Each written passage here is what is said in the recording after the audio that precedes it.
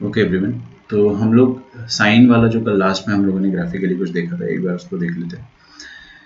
मैंने आपको एक चीज़ बताई थी कल कि एक बार रिपीट कर देता हूँ ना। साइनिक्स में जब हमने इसकी पीरियोडिसिटी देखी थी, तो साइनिक्स की पीरियोडिसिटी कितनी आ रही थी? 2 पाई। मतलब 2 पाई के इंटरवल में एक ग्राफ रिपीट करने लगा था। और पॉइंट्स देखिए कैसे आ रहे थे, पाई, 2 पाई, 3 पाई। लेकिन अगर आपने यहाँ पर एक्स की जगह 2x डाल दिया, है ना, लेट से आपने 2x डाल दिया, तो आपका ग्राफ का पीरियड जो हो जाएगा वो कितना हो जाएगा? पुराना पीरियड डिवाइडेड बाय 2। 2 से क्यों डिवाइड करा? क्योंकि यहाँ पर 2x है ना, 3x होता है तो 3 से डिवाइड करते हैं, लाइक दैट। ऐसा क्यों होता है उसका भी अपन ने फील देखा था। ऐसा इसलिए होता है क्योंकि आपका ग्राफ थोड़ा सा श्रिंक हो जाता है। श्रिंक होने का मतलब ये हो गया कि ये वाला पॉइंट अभी पाई/2 हो गया। देखो ना, पहले ये पॉइंट कितना था? पाई था। मतलब साइन ऑफ पाई 0 हो रहा था। अभी भी साइन ऑफ पाई 0 हो रहा है, लेकिन आपका ये पॉइंट पाई/2 हो जाएगा। क्यों? क्योंकि आप साइन 2x में x की जगह पाई/2 डालो। पाई/2 डाला आपने, वही पाई आ गया। तो हो क्या रहा है अभी? बस हाफ जो वैल्यू पहले आ रही थी पाई, पाई पर ये 0 हो रहा था, अब ये पाई/2 पर 0 हो रहा है। तो ये पॉइंट पाई/2 हो जाएगा, ये पॉइंट पाई हो जाएगा। तो इसका रिपीट होने का जो इंटरवल है, वो ये इतना हो जाएगा। ठीक है, लेंथ बता सकते हो आप मुझे इतनी? हाँ, बता सकते हैं। ये पाई है, ये 0 है, तो पाई-0 मतलब पाई। इसीलिए उसका पीरियड पाई हुआ है। तो ग्राफिकल एक्सप्लेनेशन ये है, और थ्योरेटिकल एक्सप्लेनेशन ये है कि हाँ यार, रटना है तो रट लो कि भाई 2 से डिवाइड कर देंगे चुपचाप। अगर फील लेनी है तो फील अच्छे से लो। फील लेना इंपॉर्टेंट है ना। फील आ जाएगा तो आप पीरियोडिसिटी इक्वेशन कभी गलत नहीं करोगे। अच्छा, फिर मैंने क्या बोला था कि मान लो ये 2x है, यहाँ पर अगर मैंने 2x-2 कर दिया, तो क्या इसका पीरियड बदलेगा? ना। आपका ग्राफ बस क्या हुआ है कि हॉरिजॉन्टल थोड़ा सा इधर शिफ्ट हो गया, दैट्स इट। अभी भी रिपीट कर रहा है। अरे भाई, पहले कितने इंटरवल में रिपीट कर रहा था? पाई इंटरवल में। ग्राफ को थोड़ा सा इधर खिसका दोगे तो उसका रिपीट होना थोड़ी ना बंद हो जाएगा, और उसके रिपीट होने का इंटरवल भी थोड़ी ना बदल जाएगा। ग्राफ को अपन ने कुछ नहीं करा है, बस ग्राफ को थोड़ा सा इस तरफ खिसका दिया है। तो रिपीट होने का इंटरवल अभी भी क्या है? सेम। और रिपीट होने का इंटरवल सेम है, मतलब पीरियड उसका सेम है। मतलब ये जो नंबर होता है ना, इससे हमें कोई मतलब नहीं होता, ये बस हॉरिजॉन्टल शिफ्ट होता है। समझ में आ रहा है आपको? फिर मैंने आपको ये बताया था कि वर्टिकल शिफ्ट कैसे करते हैं अपन। वर्टिकल शिफ्ट ऐसे करते हैं, जैसे कि -2 करा आपने, तो मैंने आपको ये चीज समझाई थी कि ग्राफ आपका इतना हॉरिजॉन्टल शिफ्ट हो गया। कितना यूनिट शिफ्ट हो गया? जैसे 2x-2 को आप ऐसा लिख सकते हो, sign of 2 times x-1। x में किसको घटाया अपन ने? 1 को। मतलब ये ग्राफ आपका 1,0 पर शिफ्ट हो गया है। ठीक है, ज्यादा लोड नहीं लेना, बस इतना सोचो हॉरिजॉन्टल शिफ्ट हो गया है। फिर +3 कर दिया, मतलब 3 यूनिट इस ग्राफ को अपन ने ऊपर उचका दिया है। अच्छा, तो क्या इससे आपके ग्राफ को फर्क पड़ा? क्या इसका पीरियड बदला? नहीं। देखो, पीरियड क्या होता है? ये पॉइंट से लेकर ये पॉइंट की दूरी, ये दूरी थोड़ी चेंज हो जाएगी। अगर आप इस ग्राफ को ऊपर नीचे आगे पीछे कुछ भी घुमा दो, ये डिस्टेंस जो है, इसी डिस्टेंस पे तो रिपीट कर रहा है अभी भी। तो this period is going to be same. Period इससे बदलता नहीं। तो पीरियड किससे बदलता है? ये जो x के साथ जो नंबर मल्टीप्लाई होता है, इससे पीरियड बदलता है। और ये जो नंबर ऐड या सब्ट्रैक्ट होता है, इससे कुछ फर्क नहीं पड़ता है। क्यों? क्योंकि इससे ग्राफ आपका हॉरिजॉन्टल शिफ्ट होता है और इससे आपका ग्राफ वर्टिकल शिफ्ट होता है। ठीक है। अच्छा, अगर मैंने यहाँ पर बाहर 2 से मल्टीप्लाई कर दिया तो उससे क्या फर्क पड़ेगा? फील आ रही है ना सबको यार? देखो, यहाँ पर अगर मैंने 2 से मल्टीप्लाई कर दिया तो आपका जो ग्राफ पहले व्हाइट वाला था, अब येलो वाला बन जाएगा। इसका एम्पलीट्यूड बढ़ गया, लेकिन अभी भी इसके जो रिपीट होने वाला इंटरवल है वो फिक्स्ड है। देखो ना, अभी भी ग्राफ का एक साइकिल इतना ही है और दूसरा साइकिल भी इतना ही होगा, तो सेम लेंथ रहने वाली है। ये लेंथ पहले पाई थी, अभी भी पाई रहेगी, बस ग्राफ थोड़ा सा ऊंचा चला गया है, ऊपर चला गया है। फील आ रही है आप सबको? पक्का? चलिए, तो अपन इसी चीज को आगे ले जाते हैं, है ना। लिखिए,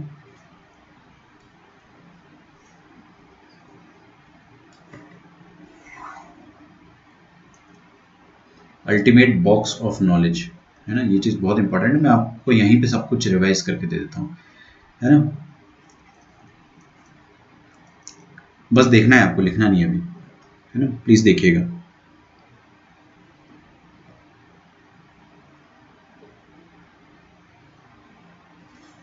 देखो भाई, क्या लिखा है? फंक्शन अपने पास है cos x। अच्छा, फंक्शन है और उसका पीरियड अपन लिखेंगे। फंक्शन अपने पास है और उसका अपन पीरियड लिख रहे हैं।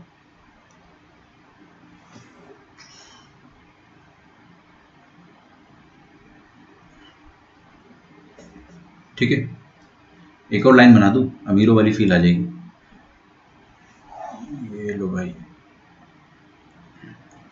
क्या बात है।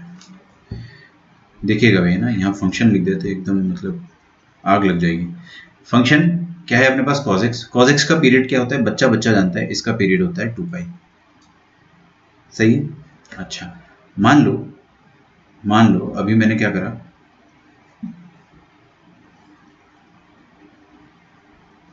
फंक्शन आपका cos x था, तो पीरियड कितना था 2 पाई। अगर आप फंक्शन बदल कर ऐसा हो जाए, ये फंक्शन एफ ऑफ एक्स नहीं लिखते ना, छोड़ो, मतलब एफ ऑफ एक्स लिखने पर क्या हो रहा है कि थोड़ा सा जगह जो है वो जबरदस्ती की स्पेस यूज हो जा रही है। cos x का पीरियड 2 पाई। आप मुझे बताओ कि 1 प्लस cos x अगर मैंने कर दिया, फील करो प्लीज, फील करना, ये क्या कर दिया मैंने, ग्राफ में क्या फर्क पड़ा है, ग्राफ क्या हो गया है, एक यूनिट से ऊपर की तरफ खिसक गया है। एक यूनिट से ऊपर की तरफ खिसक गया तो उसका पीरियड अभी पहले 2 पाई था, अब पीरियड बदलेगा नहीं, पहले जितने इंटरवल में वो पहले रिपीट कर रहा था उतने ही इंटरवल में अभी भी रिपीट करेगा। अरे भाई आपने 1 जोड़ दिया मतलब ग्राफ थोड़ा सा ऊपर चला गया, लेकिन रिपीट करने का जो उसका फ्रीक्वेंसी था ऐसे था ना वो, इसको थोड़ा सा आप क्या कर दो ऊपर पहुंचा दो, लेकिन इसका जो पीरियड है वो बदलेगा नहीं, है ना। फील आ रही है सबको, पक्का। अच्छा चलिए, मान लो मैंने 3 प्लस कॉस एक्स कर दिया, 11 प्लस 3 कॉस एक्स ऐसा कर दिया, तो क्या आप ग्राफ का पीरियड बदलेगा, क्या पीरियड बदलेगा, नहीं बदलेगा। क्यों, शांति से सोचते हैं, ठीक है। देखो इधर सबसे पहले आपने क्या करा कि कॉस वाले फंक्शन में 3 का मल्टीप्लिकेशन किया। 3 का मल्टीप्लिकेशन करने का क्या मतलब है कि उसका आपने एम्पलीट्यूड बढ़ा दिया है। एम्पलीट्यूड बढ़ाने से कुछ थोड़ी ना फर्क पड़ता है, एम्पलीट्यूड बढ़ाने से उसका जो रिपीट होने का फ्रीक्वेंसी था, रिपीट होने का जो तरीका था वो बदलेगा नहीं। तो अभी इसका पीरियड कितना है 2 पाई, फिर आपने इसको 11 यूनिट ऊपर फेंक दिया, कुछ नहीं बदला, अभी भी इसका पीरियड कितना है 2 पाई। फील आ रही है, पक्का। क्या किया अपन ने, एम्पलीट्यूड बढ़ाया और 11 यूनिट ऊपर फेंक दिया, तो एम्पलीट्यूड बढ़ाने से पीरियड नहीं बदलता है। अच्छा चलिए, अब मैं क्या करता हूँ, इसको 11 plus 3 times cause of x, ये लिखा था, यहाँ पे कॉज ऑफ एक्स की जगह में कॉज ऑफ एक्स माइनस 1 लिख देता हूँ। क्या पीरियड बदलेगा, नहीं, बिल्कुल भी नहीं बदलेगा। क्यों, क्योंकि आपने ग्राफ को शिफ्ट करा है, कहाँ शिफ्ट करा है, हॉरिजॉन्टल शिफ्ट करा है। हॉरिजॉन्टल शिफ्ट करने से उसका रिपीट करने का जो फ्रीक्वेंसी वो बदलेगा नहीं, पहले भी वो 2 पाई इंटरवल में रिपीट करता था, अभी भी 2 पाई इंटरवल में रिपीट करेगा, थोड़ा सा बस आगे धक्का दे दिया आपने उसको, ग्राफ थोड़ी ना बदल दिया आपने। तो अभी भी इसका पीरियड क्या है 2 पाई। तो आपको एक चीज समझनी है कि आप ग्राफ में कितने सारे ऑपरेशन कर बैठे हो। देखो पहले cos x था, आपने इसको 1 यूनिट से ऊपर खिसकाया, पीरियड नहीं बदला। फिर आपने इसको 11 यूनिट ऊपर खिसकाया और 3 टाइम्स उसका एम्पलीट्यूड कर दिया, पीरियड नहीं बदला। फिर आपने इसको 11 यूनिट ऊपर खिसकाया, 3 टाइम एम्पलीट्यूड करा और 1 यूनिट राइट साइड या हॉरिजॉन्टल खिसका दिया, तो भी पीरियड नहीं बदलेगा। क्यों, क्योंकि अभी आप ग्राफ को बस शिफ्ट कर रहे हो और एम्पलीट्यूड बढ़ा कर रहे हो। लेकिन अगर मैं ऐसा कर देता हूँ 3 times cause of 5x minus 1, क्या अब पीरियड बदल जाएगा, हाँ बिल्कुल, क्योंकि अब x पर कुछ मल्टीप्लाई हो गया, मतलब आपका ग्राफ थोड़ा सा श्रिंक हो गया है। ग्राफ आपका पहले ऐसा था, अब आपका ग्राफ ऐसा हो गया है, तो अब उसका रिपीट होने का जो डिस्टेंस है ना वो बदल गया है। ये तो ग्राफिकल फील हो गया। थेरेटिकल फील क्या है, किससे मल्टीप्लाई किया अपन ने, 5 से, तो पीरियड क्या हो जाएगा 2 पाई अपॉन 5, खत्म। ये फील आ रही सबको, क्लियर है ये वाला कंसेप्ट। एक बार शांति से देखो, डाउट पूछो, क्लियर हो तो अच्छी बात है ना, एक बार टाइप कर दो क्लियर हो तो, है ना। मैं यहाँ पे लिख देता हूँ कि ग्राफ में हुआ क्या है, ठीक है। जिसको क्लियर है वो एक बार प्लीज़ मुझे टाइप करके बताओ, मुझे पता तो चले कि आप लोगों को समझ में आ रहा है। और जिसको नहीं क्लियर है उसके लिए मैं थोड़ा सा और लिख रहा हूँ, है ना। What is happening graphically, graphically यहाँ पे क्या हो रहा है, दिस इज नथिंग, यहाँ पे कुछ भी नहीं हो रहा है, सिंपल है। तो दिस इज जस्ट ग्राफ, यहाँ पर आपने क्या करा, 1 यूनिट अपवर्ड इसको शिफ्ट कर दिया है, 1 यूनिट ऊपर शिफ्ट कर दिया है। यहाँ पर आपने क्या करा, एम्पलीट्यूड आपने इसका 3 टाइम्स बना दिया और उसके बाद आपने उसको 11 यूनिट्स ऊपर शिफ्ट कर दिया है, दिख रहा है। एम्पलीट्यूड बढ़ाने से कद्दू फर्क नहीं पड़ता है ग्राफ को, ग्राफ आपका ठीक है थोड़ा ऊंचा आ जाएगा, लेकिन उसकी रिपीट होने की जो फ्रीक्वेंसी अभी वो रहेगी। तो 3x कर दिया आपने इसका एम्पलीट्यूड, एंड साथ में आपने क्या कर दिया, इसको 11 यूनिट ऊपर खिसका दिया है।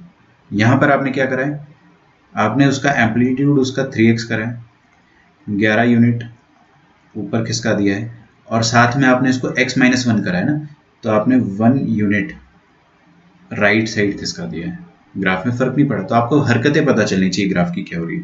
मैं आपको बता रहा हूँ, आपको कहीं पे भी इतना डिटेल एक्सप्लेनेशन नहीं मिलने वाला है, समझ लो इसको अच्छे से, है ना। वरना आपको रटवा दिया जाता है कि हाँ एक्स का जो कोफिशिएंट होता है उससे डिवाइड करो। क्यों डिवाइड करे भाई, क्यों क्यों डिवाइड कर रहे हैं हम यहाँ पर? क्यों पीरियड नहीं बदल रहा है? हर जगह सिखा दिया जाता है कि ऐसे में पीरियड नहीं बदलता है। क्यों नहीं बदल रहा है? क्योंकि एम्पलीट्यूड बदला है बस।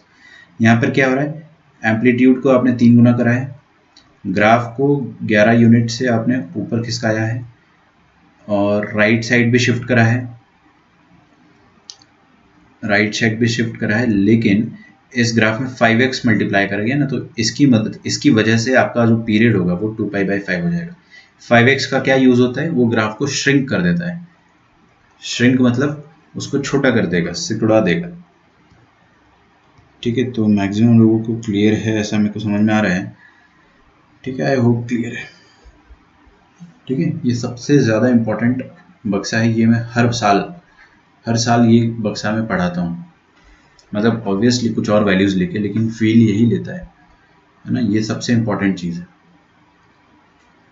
तो ये आपको एक तरीके से पूरा पीरियोडिसिटी समझा देगा। चलिए आगे बढ़ते हैं अब अपन। कल जैसे धनेश्वरी ने एक डाउट पूछा था मेरे से, अपन ने रिकॉर्डिंग पे लगा था, सॉरी मुझे लगा रिकॉर्डिंग पे लगा ही नहीं है। कल धनेश्वरी ने एक डाउट पूछा था कि सर एक फंक्शन का पीरियड t है और दूसरे का पीरियड क्या है 2t है, मतलब दोनों का पीरियड बेसिकली अलग अलग है, तो कंबाइंड फंक्शन का एडिशन कर देंगे अपन दोनों का, तो पीरियड क्या होगा। ठीक है, तो लिखो अगला topic, finding period, finding period when, finding period of, ऐसा लिखो, finding period of f of x plus g of x if both have different period. मतलब दोनों का पीरियड क्या हो, डिफरेंट हो, एक का t हो और एक का कुछ और, जरूरी नहीं है 2t हो सकता है 3t हो या t/5 हो, कुछ भी हो, डिफरेंट हो बस।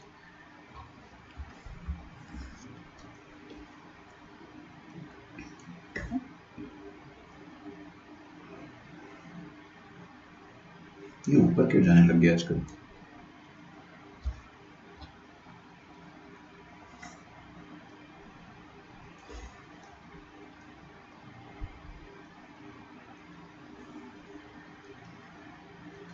लिखा आपने? कोई बात नहीं, चलिए। तो सबसे पहले एक क्वेश्चन लेते हैं अपन। लिखिए find period of, find period of f of x is equal to cos 2x/3 minus sin 4x/3। ठीक है क्या, कोई दिक्कत? अच्छा, क्या ये फंक्शन पीरियोडिक है? हाँ बिल्कुल, cos function is periodic. Cos के सामने कुछ भी हो वो पीरियोडिक होगा, और साइन के सामने कुछ भी, मतलब मैं आपको बताऊंगा कि क्या क्या हो सकता है, बट ये पीरियोडिक है और ये भी पीरियोडिक है। अच्छा, दोनों का पीरियड आप मुझे बता सकते हो? बिल्कुल बता सकते हो, है ना। लिखना छोड़ दोगे तो मज़ा आ जाएगा आपको। आगे देखो प्लीज़, आगे देखो। हाँ, कॉस का पीरियड क्या होता है 2π, और यहाँ पे क्या लिखा है, कॉस के सामने कुछ x नहीं है, 2/3 टाइम्स x है, तो कॉस का जो भी कोफिशिएंट होता है वो डिवाइड कर दो आप। ये इसका नया पीरियड हो गया। इसका नया पीरियड क्या हो गया 2π/2/3, और इसका नया पीरियड क्या हो गया 2π/4/3। समझ में आ रहा है?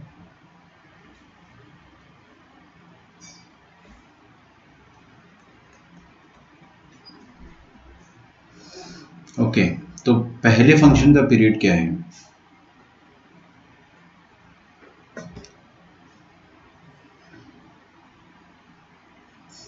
पहले फंक्शन का पीरियड है cos 2x/3।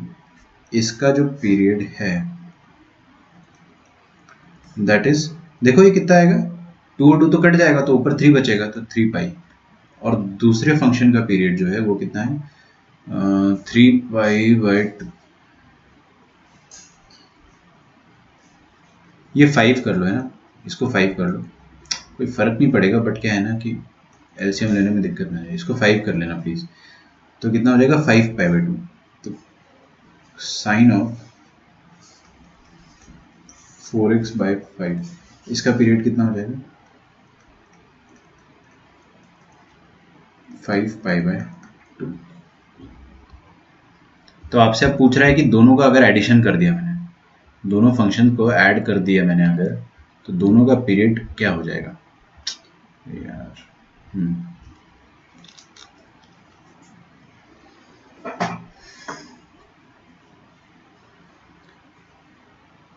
ठीक है, शांति से सुनना है, अभी आपको लिखना छोड़ दो।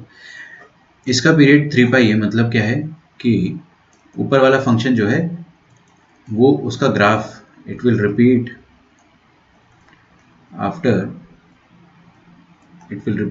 आफ्टर 3π इंटरवल, है ना, आफ्टर एन इंटरवल ऑफ 3π। और इसके साथ आप क्या कह सकते हो कि ये भी रिपीट करेगा, लेकिन कितने इंटरवल के बाद रिपीट करेगा। So it will repeat after an interval, पहली क्वेश्चन में लिख रहा हूँ मैं, आगे से नहीं लिखूंगा ना, आफ्टर एन इंटरवल ऑफ 5π/2। मतलब क्या हो गया, आपने बचपन में जब क्लास 10th में थे ना, तब आपने एक क्वेश्चन पढ़ा होगा कि एक राम है एक श्याम है, नाम तो खैर अलग थे, है ना, चैप्टर 1 में आपने पढ़ा होगा। ये इसकी स्पीड आपको दे रखी थी 12 किलोमीटर पर आवर, ऐसे करके 12 किलोमीटर पर आवर इसकी स्पीड है, और दूसरे की स्पीड जो है वो है 15 किलोमीटर। 15 तो बहुत ज़्यादा है, मतलब इट्स नॉट फिजिबल ना, 10 किलोमीटर पर आवर। ठीक है, मतलब ठीक है, फिजिबल है, ऐसा कुछ नहीं है। तो आपसे बोल रहा था कि अगर दोनों अगर सर्कुलर ट्रैक पे चक्कर लगा रहे हैं तो ये पहली बार कब मिलेंगे, आपसे ये पूछा गया था उस समय क्लास 10th में। तो याद है आपसे आपने क्या किया था भाई, पहली बार ये कब मिलेंगे, जब ये दोनों अब एक दूसरे का, जैसे कि इसकी स्पीड 12 है इसकी स्पीड 10 है, तो अपन डिस्टेंस का एलसीएम लेते थे। पहली बार कब मिलेंगे ये लोग, इनके डिस्टेंस का एलसीएम ले लो कि भाई जब भी पहली बार ये मिलेंगे ये अपने फर्स्ट मल्टीपल पर मिलेंगे, है ना, डिस्टेंस के फर्स्ट मल्टीपल पर मिलेंगे, ऐसा हम लोगों ने पढ़ा था। तो यहाँ पर भी ये है कि पहला वाला पीरियड जो है वो 3π, पहला वाला फंक्शन जो है वो 3π पे रिपीट कर रहा है, दूसरा वाला 5π/2 मतलब 2.5π, 5/2 मतलब 2.5 होता है ना, तो 2.5π, तो ये 3π पर रिपीट कर रहा है, ये 2.5π पर रिपीट कर रहा है। तो ये फाइनली कब मिलेंगे, अपने एलसीएम, है ना। बोथ विल, मैं लिख देता हूँ, आगे से नहीं लिखूंगा, ये वाला तो जरूरी है इसलिए लिख रहा हूँ, बोथ विल मीट, या बोथ विल ऐसा करो ना, reach the same value, both will reach the same value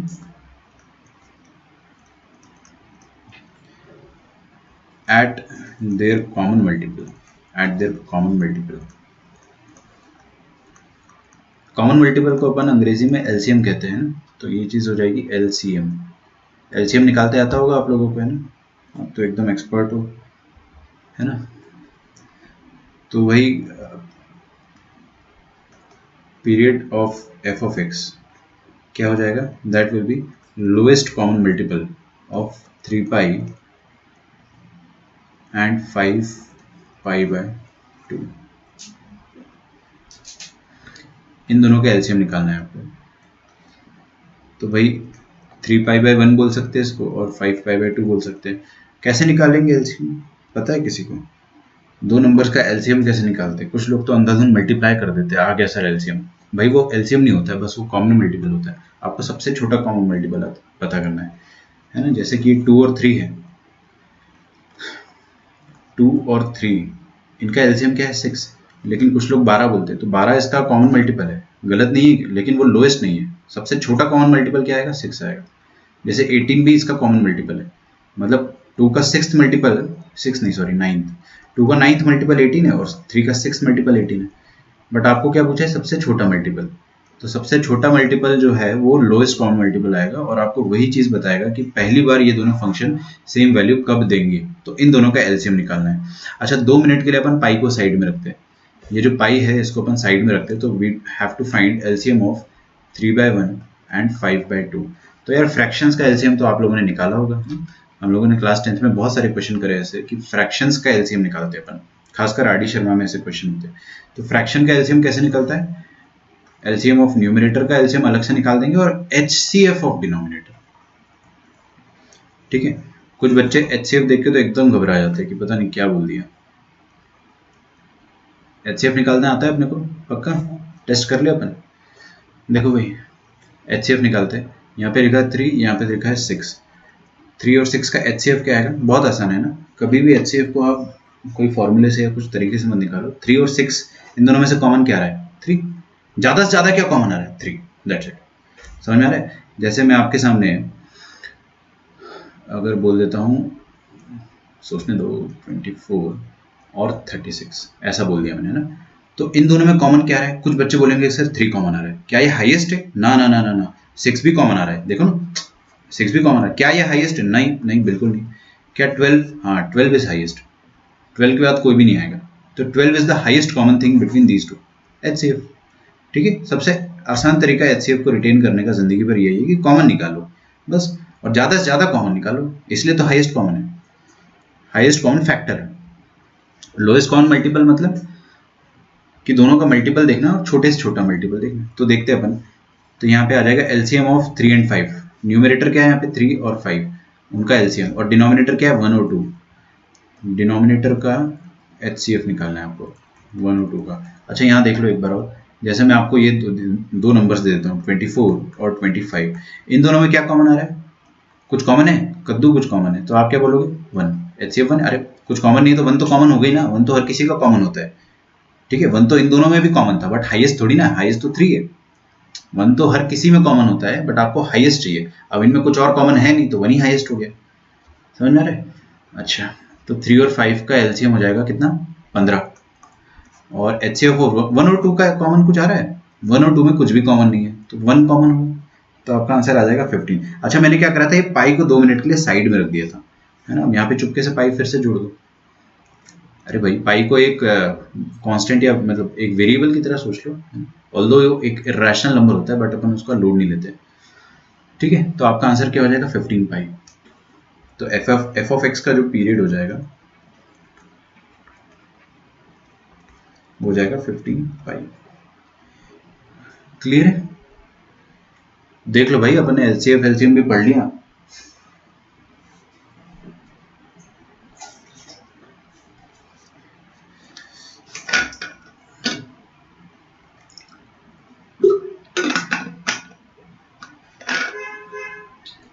वरना कुछ बच्चे ऐसे होते हैं, मतलब मिले थे मुझे ऐसे बच्चे भी, बोलते कि सर पीरियड तो हम निकाल लेंगे, LCM भी निकाल लेंगे, HCF में थोड़ी दिक्कत है। बस HCF आता हो तो पीरियड तो हम ऐसे ही निकाल लेंगे। मैंने सोचा कि एक बार आपको है ना HCF भी समझा दूँ, तो ये बहाना किसी का वैलिड ना रहे। हाँ, आप छाप लो इसको, मैंने थोड़ा आपको टाइम दे देना है। लिखो, थोड़ा सा इसको छोटा कर देते हैं। अगर आपने नहीं लिखा है तो कॉपी कर लो, आपके पास 1 मिनट का टाइम है। 1 मिनट काफ़ी इतना लिखने के लिए ना। लिखो।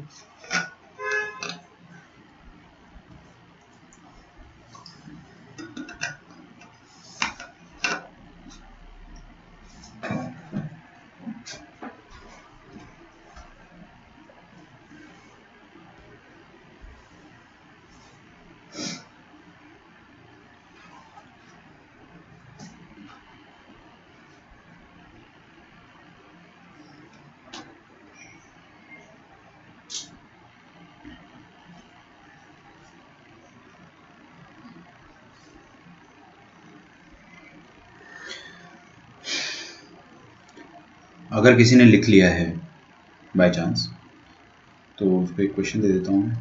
ठीक है, find period of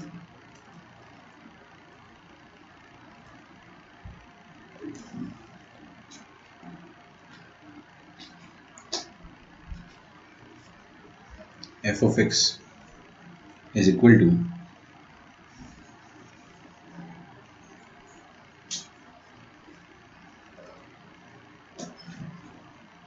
sin x plus cos 3x। रुको जरा, सब्र करो। cos sin 2x और cos 3x। ठीक है, कर लेंगे क्या अपन?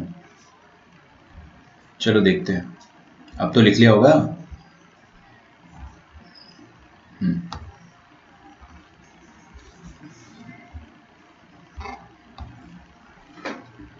हाँ जी, तो सॉल्व करना स्टार्ट करते हैं अपन इसको। क्या लिखा है यहाँ पे, sin 2x, इसका पीरियड, अच्छा ये फंक्शन पीरियोडिक है, हाँ बिल्कुल, अगर ये पीरियोडिक है तो इसका पीरियड कितना हो जाएगा 2π/2, और ये पीरियोडिक है, कॉस तो पीरियोडिक होता ही है, तो इसका पीरियड भी क्या हो जाएगा 2π/3। बाई 2 और बाई 3 क्यों करा है समझ में आ रहा है ना, क्योंकि कोफिशिएंट उसका 2 और 3, मान लो यहाँ पे 2x + 5 होता अगर तो भी कुछ फर्क नहीं पड़ता, तो भी वो पीरियोडिक होता। ओके, तो आपको क्या करना है, f(x) का पीरियड निकालना है। तो f(x) का पीरियड क्या हो जाएगा, देखिए period of f(x) will be LCM of 2π/2, अरे यार इसको 2π/2 क्यों लिख रहे हो, पाई लिखो ना सिंपल, और इसको लिखो आप 2/3 पाई, 2π/3, इन दोनों का LCM। Video is lagging a lot, Suyash को थोड़ी प्रॉब्लम हो रही है आज, मैं चेक कर लेता हूँ।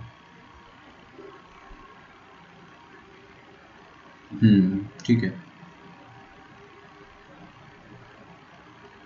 थोड़ा प्रॉब्लम है, हल्का सा, ज़्यादा नहीं। और किसी को प्रॉब्लम फेस हो रही तो बताइए मुझे, मेरे सामने वीडियो चल रहा है एकदम बड़ी स्क्रीन पे, तो उसमें तो मेरे को दिख नहीं रहा कोई प्रॉब्लम, आप लोगों के एंड से आ रही है तो बताइए मुझे, अपन उसको फिक्स कर देंगे। देखिए भाई क्या निकालना है अपने को, LCM ऑफ पाई एंड 2/3, तो LCM of these two number क्या आ जाएगा, अच्छा पाई को 2 मिनट के लिए साइड में रख दो, तो यहाँ पे क्या बचा है 1, और यहाँ पे क्या बचा है 2/3, तो आपको क्या निकालना है LCM ऑफ 1 एंड 2/3। तो LCM कैसे निकालते हैं 1 और 2/3 का, LCM ऑफ न्यूमरेटर और HCF ऑफ डिनोमिनेटर। न्यूमरेटर का LCM कैसे निकालेंगे अपन, 1 और 2 का LCM, है ना, यहाँ पे लिखा क्या है पाई और 2 पाई लिखा हुआ है, बट आप समझ जाओ। और HCF निकालना है आपको 1 और 3 का। अच्छा 1 और 2 का LCM क्या आ जाएगा 2, और 1 और 3 का HCM क्या होता है, HCF 1 और 3 का HCF क्या हो जाएगा 1 हो जाएगा, सही है।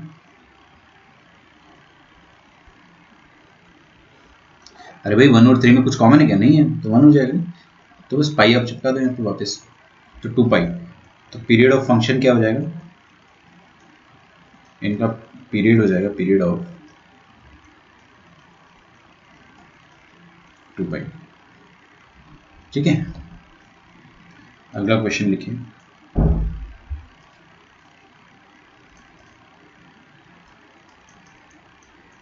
Find period of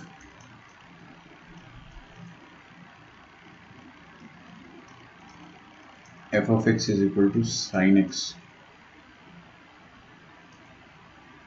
plus cos √2x। Very good है ना, 2 पाई आप लोगों का निकला था, धनुश्री, कीर्ति, सागर, संजना, कशिश, अमेजिंग, गुड। इसका निकाल के बता दो, मान जाऊंगा, sin x plus cos √2x।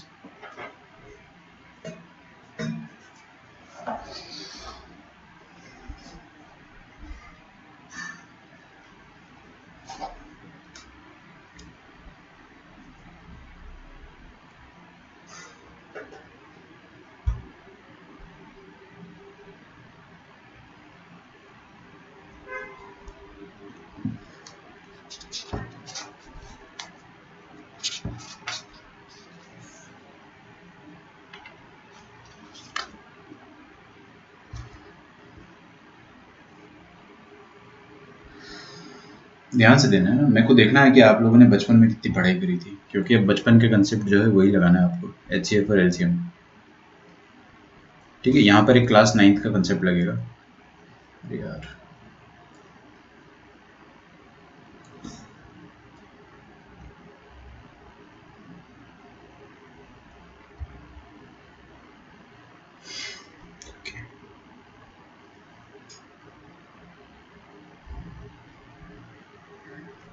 चलिए लेट्स स्टार्ट।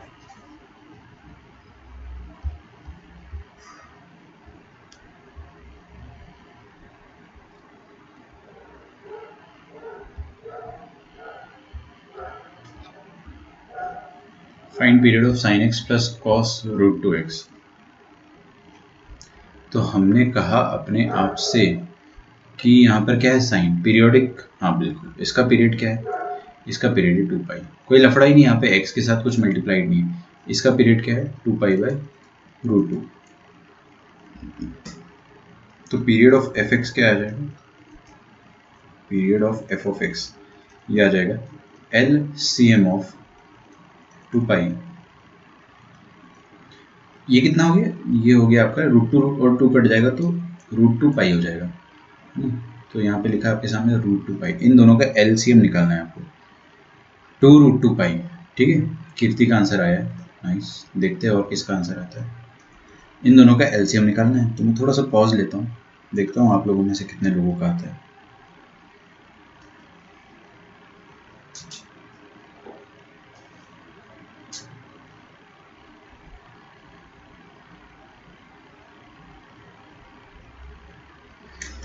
अच्छा, ये पाई और ये पाई, इन दोनों को साइड में रख देते हैं, इन दोनों को साइड में रख देते हैं 2 मिनट के लिए, क्या दिक्कत है।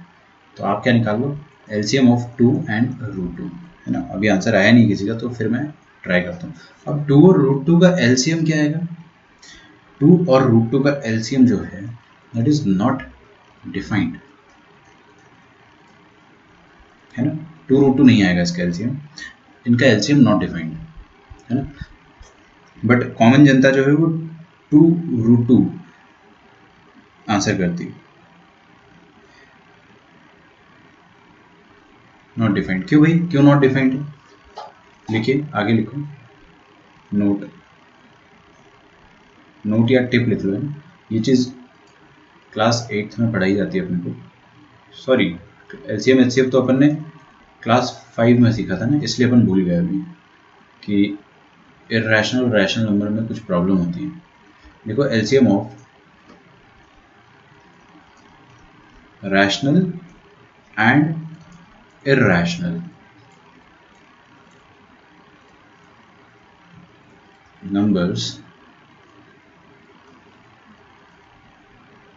are not defined, है ना। LCM of rational and irrational number is not defined।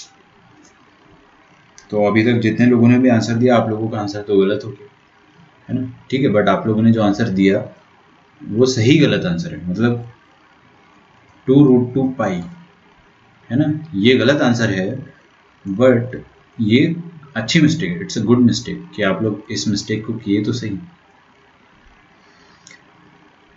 क्यों डिफाइंड नहीं है, पहली बात तो खैर मैं दोबारा समझा देता हूँ आपको। बचपन में आपके टीचर्स ने समझाया होगा कि एक रैशनल नंबर हो और एक इरैशनल नंबर हो तो उनका एलसीएम नहीं आता है। लेकिन उस समय अपने को तो समझ में नहीं आता था कि रैशनल और इरैशनल, फील नहीं आती थी ना कि रैशनल क्या होता है, इरैशनल क्या होता है। आज अपने पास फील है, रैशनल मतलब खूबसूरत नंबर, इरैशनल मतलब बदसूरत नंबर, √3 √2 √5 ये सब इरैशनल होते हैं। तो ये इरैशनल है और ये रैशनल है। अब इन दोनों का एलसीएम निकालना है आपको, तो एलसीएम आप इसका निकाल ही नहीं सकते, है ना। इन दोनों का एलसीएम निकाल ही नहीं सकते। क्यों नहीं निकाल सकते, देखेंगे। 2 का टेबल लिखो और √2 का टेबल लिखो।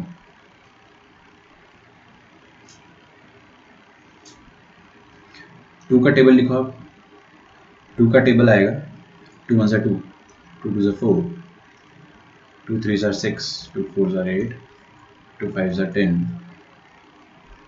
यहाँ पे जाए √2 1 √2, √2 into 2 2 √2, √2 into 3 3 √3, √2 into 4 4 √2, 3 √2 आएगा सॉरी, और 5 √2, लाइक दैट। एलसीएम मतलब क्या होता है, इनके कॉमन मल्टीपल। मल्टीपल मतलब क्या होता है, इनके टेबल। मल्टीपल मतलब टेबल ही होता है भाई। 2 और 3 का कॉमन मल्टीपल क्या है, मतलब इनके टेबल में सबसे छोटा कॉमन वैल्यू क्या है। 2 का टेबल लिखा अपने अपन, है ना।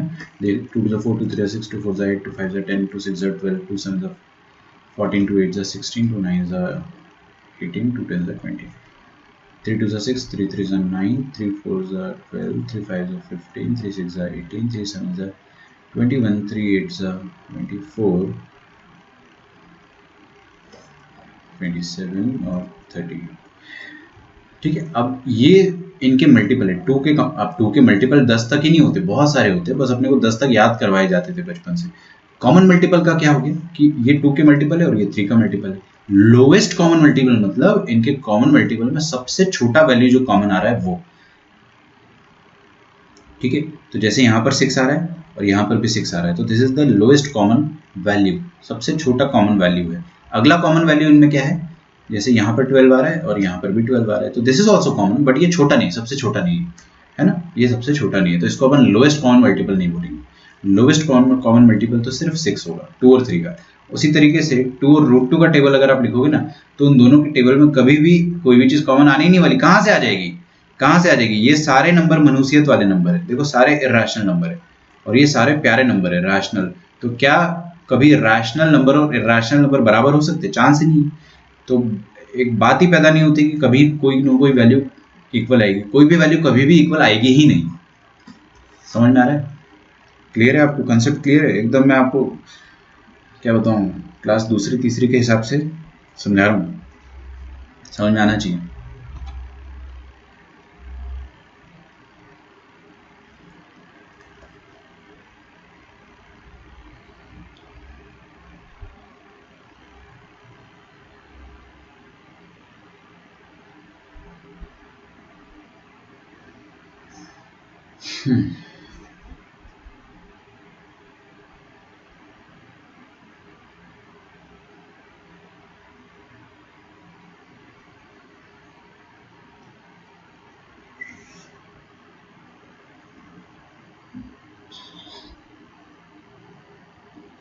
क्वेश्चन नहीं लिखो, आप नोट लिखो एक छोटा सा, फिर मैं आपको क्वेश्चन कराऊंगा। पहला नोट, ठीक है, थोड़ा सोचने दो ना इसको अंग्रेजी में कैसे लिखेंगे। लिखो algebraic functions are not periodic. Algebraic function आपको पता है क्या होते हैं? अरे वही वाले जिनमें साइन कॉस ना हो, लॉग वॉग ना हो, समझ रहे हो? जैसे कि अपने पास x हो गया algebraic function, x square algebraic, polynomial, सारे पॉलिनोमियल एल्जेब्रिक फंक्शन होते हैं। एक्स क्यूब एल्जेब्रिक हो गया, ठीक है। अगर मैंने ऐसे लिख दिया 3x+2, ये भी एल्जेब्रिक, लीनियर है ना। अच्छा, इसका रेसिप्रोकल लिख दिया, वो भी एल्जेब्रिक है, कोई दिक्कत ही नहीं है, लीनियर का उल्टा चलेगा बिल्कुल। 1/x³ लिख दिया, क्यूबिक का उल्टा, ये भी एल्जेब्रिक है, ठीक है। या फिर ऐसा ले लो ax² + bx + c, एक क्वाड्रेटिक है, या इसका उल्टा ले लो, है ना, ये लिख दो। और एनी पॉलिनोमियल, और एनी पॉलिनोमियल, ये सारे फंक्शन क्या होते हैं? ए पीरियोडिक या फिर नॉट पीरियोडिक। क्यों नहीं होते भैया पीरियोडिक? भाई इनका ग्राफ पता है अपने को, रिपीट ही नहीं हो रहा है, इनका ग्राफ रिपीट कहाँ हो रहा है? ये हो गया y = x, क्या रिपीट हो रहा है? कुछ बच्चे बोलेंगे कि हाँ रिपीट तो हो रहा है सर, देखो ना, कुछ बच्चे ऐसे, मजाक नहीं कर रहा हूँ मैं, बोलेंगे कि ये वाला हिस्सा और ये वाला हिस्सा बार बार रिपीट तो हो रहा है। ऐसे मत सोचो यार, पागल हो गए क्या? रिपीट होना इसको नहीं कहते हैं। ये हिस्सा आया ना, तो इसको पैरेलली शिफ्ट करेंगे तब रिपीट होगा, ये इसको कहते हैं रिपीटेशन, ठीक है। फिक्स्ड इंटरवल में रिपीट होना, वो रिपीट नहीं हो रहा है, ये तो नॉर्मल ग्राफ है अपना ही, दिस इज नॉट रिपीटिंग। तो कोई भी पॉलिनोमियल फंक्शन रिपीट नहीं हो, जैसे quadratic it is a parabola, parabola is not going to repeat, ये पैराबोला रिपीट थोड़ी ना कर रहा है। मान लो ये पैराबोला बार बार बनता सेम इंटरवल पे ऐसे, तब इसको अपन पीरियोडिक कहते हैं कि हाँ ये हर फिक्स्ड इंटरवल पे सेम शेप दे रहा है, लेकिन यहाँ पे सेम शेप नहीं दे रहा है, ठीक है। तो ये ए पीरियोडिक होते हैं या फिर नॉट पीरियोडिक। मतलब सारे पॉलिनोमियल या सारे एल्जेब्रिक फंक्शंस क्या होते हैं? ए पीरियोडिक होते हैं, नॉन पीरियोडिक ना।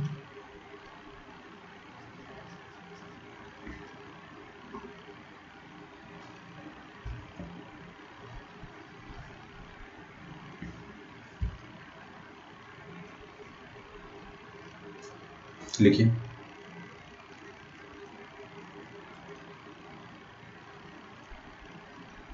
एक पीरियोडिक फंक्शन है और एक फंक्शन नॉन पीरियोडिक है। इन दोनों को अगर आप मल्टीप्लाई करोगे तो आपको कुछ मिलेगा, वो फंक्शन डेफिनेटली नॉट पीरियोडिक होगा। इसका मतलब क्या हो गया कि एक भी फंक्शन अगर आपके पास नॉट पीरियोडिक आ गया, तो उसके बाद आप किसी से भी मल्टीप्लाई करते जाओ, it won't repeat, it won't be periodic, ठीक है।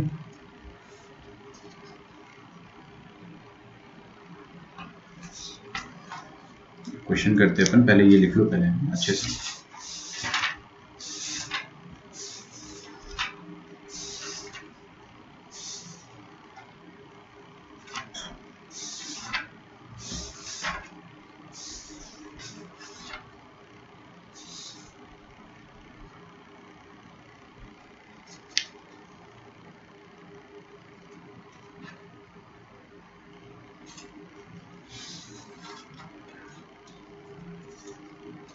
हम्म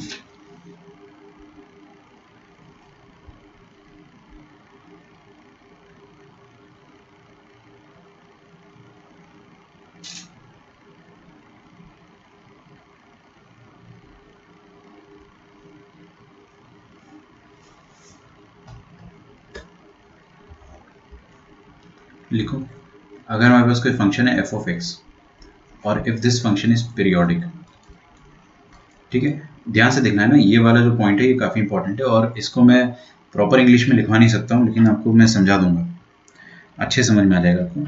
ये फंक्शन अगर पीरियोडिक है तो अगर आपने यहाँ पर x की जगह कुछ नॉन लीनियर ट्रांसफॉर्मेशन किया तो फंक्शन क्या हो जाएगा, अब ये फंक्शन पीरियोडिक नहीं रहेगा, ठीक है। ये समझ में नहीं आएगा अपने को, अभी मेरे को समझाना पड़ेगा।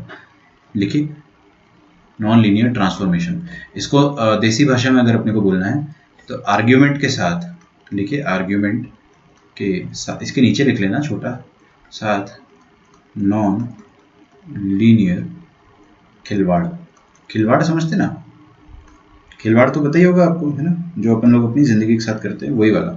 तो आर्ग्यूमेंट के साथ अगर कोई नॉन लीनियर खिलवाड़ होता है तो आपका फंक्शन पीरियोडिक नहीं रहेगा। जैसे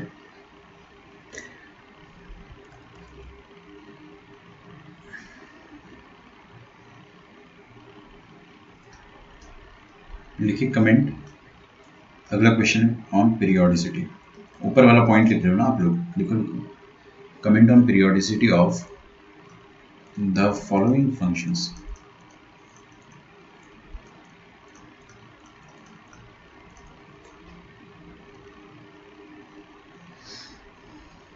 ठीक है, पहला फंक्शन है आपका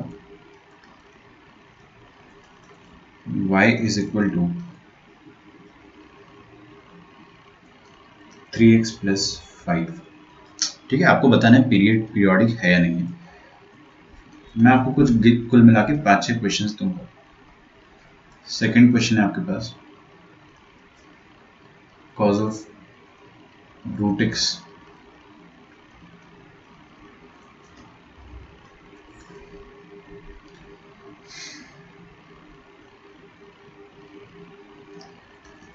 थर्ड फंक्शन है अपने पास sine x plus curly bracket x, clear.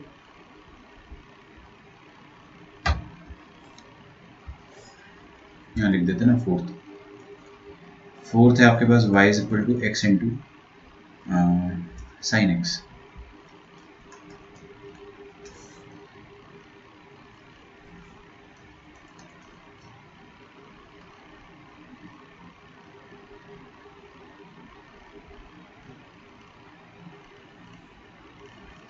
ठीक है। आपको बताना है कौन कौन से फंक्शन पीरियोडिक है। 4 क्वेश्चन दे रहा हूँ मैं आपको, 5वां क्वेश्चन सोच लेने दो। चलो एक और करते हैं अपन, देखिए y is equal to tan of √5 into x plus 7, और 6th question y is equal to same लेंगे ना अपन, tan of 3x cube plus 5, ऐसा कुछ लेते हैं अपन। ओके, आपको क्या बताना है कि फंक्शन पीरियोडिक है या नहीं, और आपको ये भी बताना है कि अगर पीरियोडिक है तो उसका पीरियड क्या है, ठीक है। अगर आपने लिख लिया है सभी क्वेश्चंस तो सॉल्व करना स्टार्ट करें। मेरी एडवाइस ये रहेगी कि आप लोग आगे देखें, आगे देखोगे तो मैं आपको सारे पॉइंट्स एकदम मक्खन की तरह क्रिस्टल क्लियर समझा दूंगा, ठीक है। यहाँ पे आ जाओ, पहले क्वेश्चन पे आ जाओ। ये क्वेश्चन क्या है, y is equal to cos of 3x plus 5। सामने देखो ये 6 क्वेश्चंस में आपका मतलब एक फिनिशिंग टच है ये। इसके बाद आपको पीरियोडिसिटी में मतलब 95% अपना हो जाएगा पीरियोडिसिटी, बस 2 क्वेश्चंस और करने हैं फिर अपना चैप्टर खत्म है। तो अभी लिखना छोड़ दो और आगे देखो। क्या ये फंक्शन पीरियोडिक है? बिल्कुल सर, अभी इतनी देर से यही तो पढ़ रहे हैं। अच्छा, इसका पीरियड क्या हो जाएगा? कॉस का कितना होता है 2 पाई, तो ये कितना हो जाएगा 2 पाई/3। क्यों? क्योंकि यहाँ पे 3 मल्टीप्लाइड है। इस 5 से अपना कोई लेना देना नहीं है। क्यों? क्योंकि वो एडेड है। फील कर पा रहे हो आप लोग?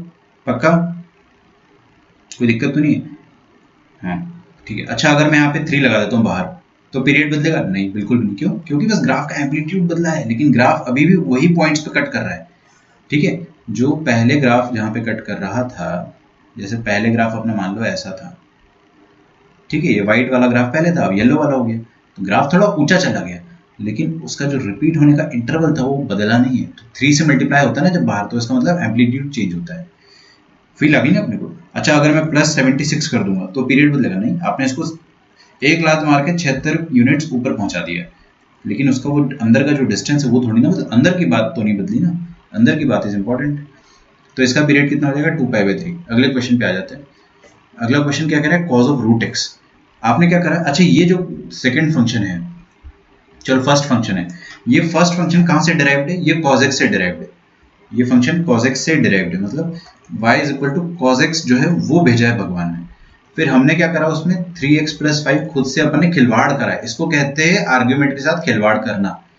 क्या कहते हैं? आर्ग्यूमेंट के साथ खिलवाड़ करना। तो आर्ग्यूमेंट के साथ अपन ने जो खिलवाड़ करा है वो खिलवाड़ लीनियर है या नॉन लीनियर है? कैसे पता करेंगे? कैसे पता करेंगे? आप बस x का पावर देख लो। x का पावर क्या है यहाँ पे? 1।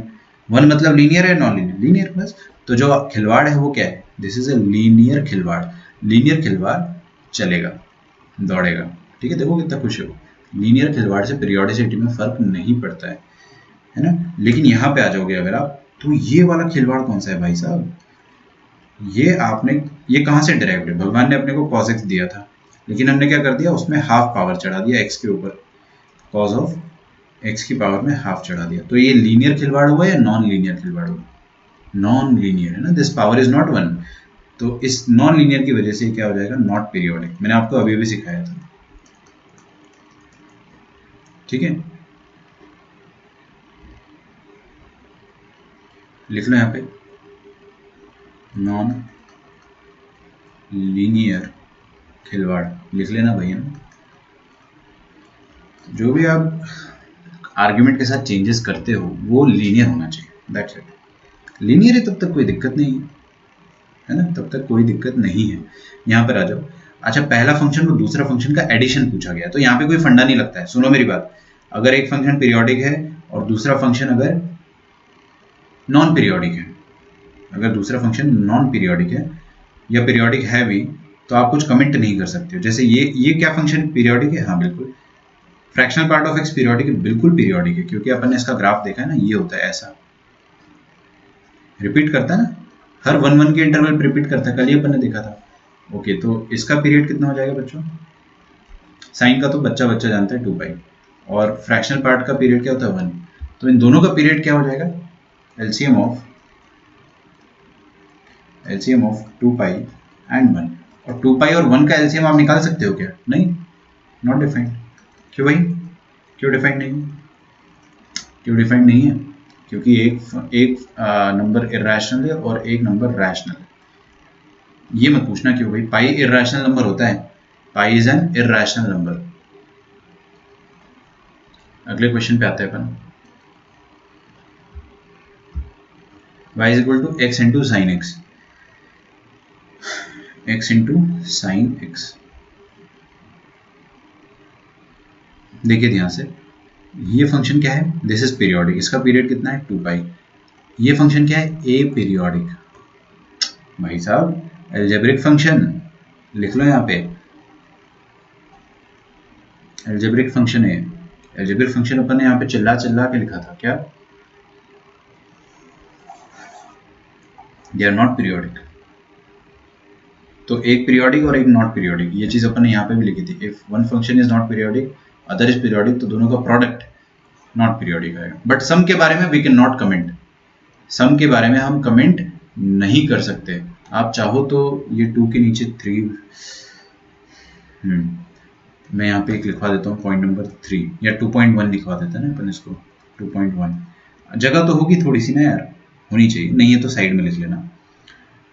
लिखिए, sum of 2 periodic functions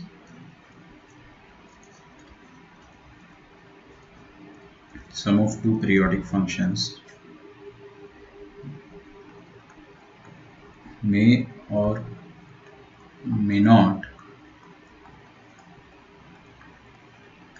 B periodic. हो भी सकता है और नहीं भी हो सकता है ना, ऐसे क्वेश्चन नहीं बन के आएगा आपको, बट बाई चांस कभी आ गया तो आप बोल देना कि नहीं, कह नहीं सकते। सम के बारे में we can not comment, product के बारे में हम लोग डायरेक्ट कमेंट कर सकते कि एक भी अगर खराब आदमी आ गया जिंदगी में तो पूरी जिंदगी को खराब कर देगा, ऐसे सोच लो, है ना, खराब इंसान बोल दो। यहाँ पे आ जाओ, क्या ये फंक्शन पीरियोडिक है? बिल्कुल, क्योंकि x की पावर क्या है, 1 है, लीनियर खिलवाड़ हुआ है ना, तो दिस इज पीरियोडिक। tan का ओरिजिनल पीरियड क्या होता था? tan का ओरिजिनल पीरियड होता था पाई। अब कितना हो जाएगा? Pi upon √5। ये जो √5 है उससे अपने को डिवाइड करना रहेगा। यहाँ लिख देना ए पीरियोडिक या नॉट पीरियोडिक। इधर आ जाओ,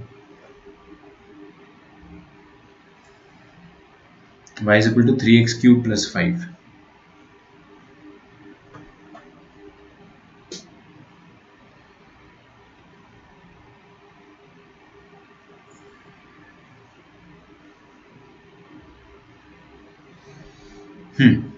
पीरियोडिक है या नॉन पीरियोडिक है, ये आप टाइप करो। 6th वाला ऐसा लिखना है ना आपको। कैसे टाइप करना है 6th वाला? पीरियोडिक या नॉट पीरियोडिक, ऐसा पी लिखो या फिर एनपी लिख दो, समझ जाऊंगा ना, मैं बहुत स्मार्ट हूँ। ठीक है, पी या एनपी लिखो। बाकी मैं एक क्वेश्चन जो है, 2-3 क्वेश्चन अपने को सॉल्व करने, फिर अपना चैप्टर जो है वो खत्म हो जाएगा। फिर अपन एक मिसलेनियस छोटा सा फन टॉपिक पढ़ेंगे, फाइंड ए एफ।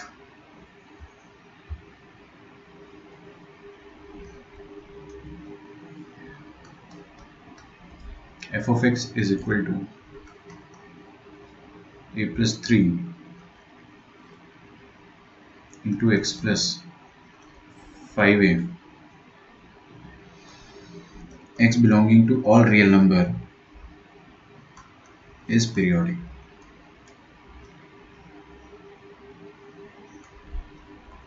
ठीक है,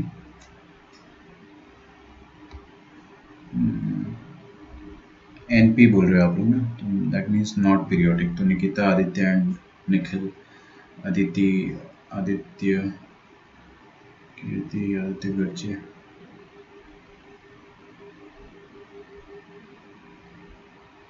because power is 3। Good, power linear नहीं है तो आपने नॉन लीनियर खिलवाड़ कर दिया है।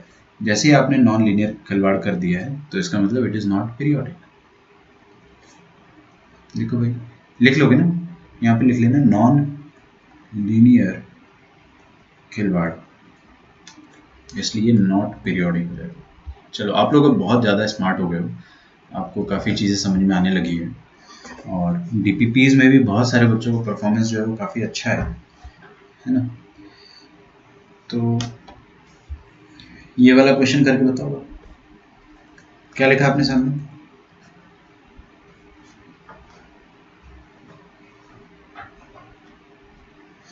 ये लिखा है फंक्शन, है ना, और आपको कह रहा है कि आपको a का वैल्यू निकालना है सच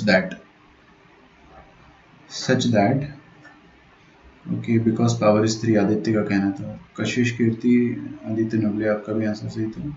धनश्री, हर्षा एंड सागर, आपका भी सही था। गुड, ठीक है। बाकी जो लोग कमेंट करने में शर्मा रहे हैं वो लोग अपना एड्रेस भेज सकते हैं।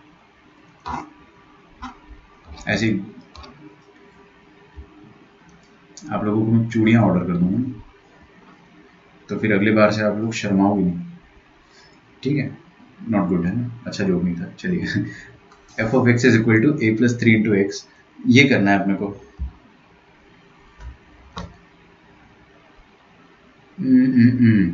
ये फंक्शन पीरियोडिक है, और अभी अभी सर आपने समझाया कि एल्जेब्रिक फंक्शन जो भी होता है, algebraic function not algebraic argument, ये क्या है, लीनियर फंक्शन है, लीनियर आर्ग्यूमेंट नहीं है। तो एल्जेब्रिक फंक्शन क्या होता है, नॉट पीरियोडिक होता है। और ये क्या है, दिस इज कांस्टेंट। तो ये पूरा का पूरा एक एल्जेब्रिक फंक्शन है, और एक एल्जेब्रिक फंक्शन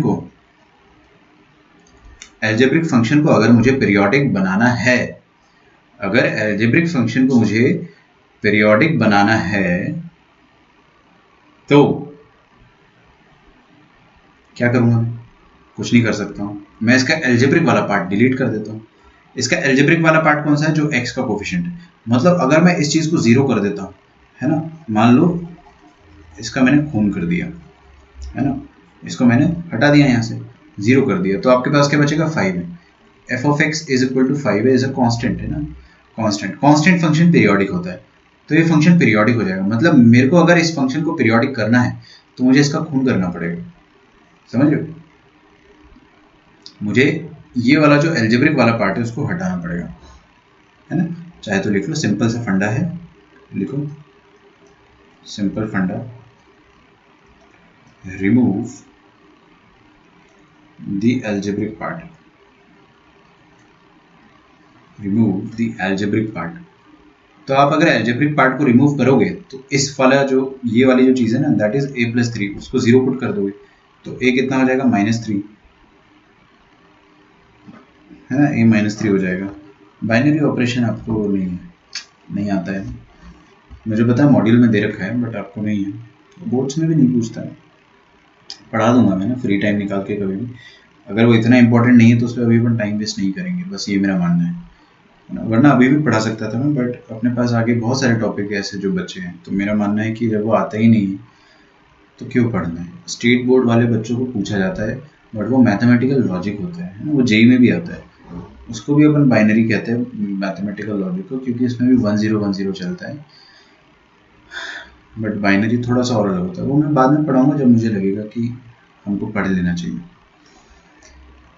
अच्छा, तो a कितना आ जाएगा, -3 आ जाएगा, बस आपका आंसर आ गया। तो अगर a -3 हो गया तो आपका एफ ऑफ एक्स क्या बचा, एफ ऑफ एक्स बचेगा 5 है, क्योंकि ये वाला पार्ट तो 0 हो गया, आपने इसकी हत्या कर दी ना, आपने इसको जान से मार दिया, तो आपके पास बस 5 ही बचा, और 5 कितना हो गया, 5 इंटू -3 दैट इज -15।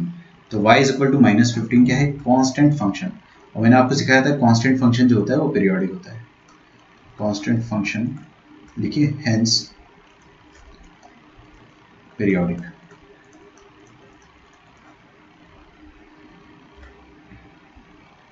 अगला सवाल लिखो, f of x is equal to curly bracket x, मतलब fractional part of x plus fractional part of x by 2 plus fractional part of x by 3।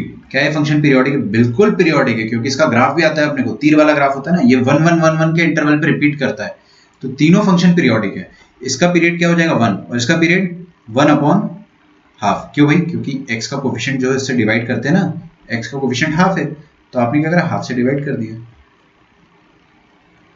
और इसका पीरियड क्या हो जाएगा 1/, अच्छे से लिख देना, 1/1/3।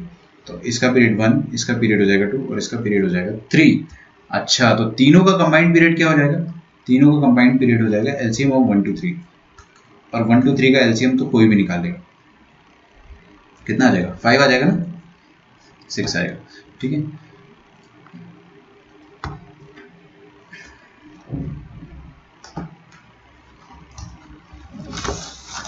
आपका होमवर्क डीपीपी नंबर 3 रहेगा अभी, आपको डीपीपी मतलब वाकई में डीपीपी हो गई, वो डेली प्रैक्टिस प्रॉब्लम्स, ठीक है। और जो जो डाउट्स हो आपको, है ना, एक बार देख लो सॉल्यूशन से, सॉल्यूशन के बाद भी क्लियर नहीं होते हैं तो आप लोग हमेशा क्या कर सकते, you can email me rajatmaths@gmail.com, ठीक है। आप लोग ईमेल का जो टॉपिक रखेंगे वो ऐसा रखेंगे, देखिए आपकी क्लास तो हमेशा सबसे टॉप पे होनी चाहिए, जैसे क्लास 12th के आप लोग, क्लास 12th, और इधर लिख देना बस डाउट, अगर आपको बाई चांस कोई डाउट हो तो, है ना, तो मैं फ्री होते ही उसको एड्रेस कर दूंगा।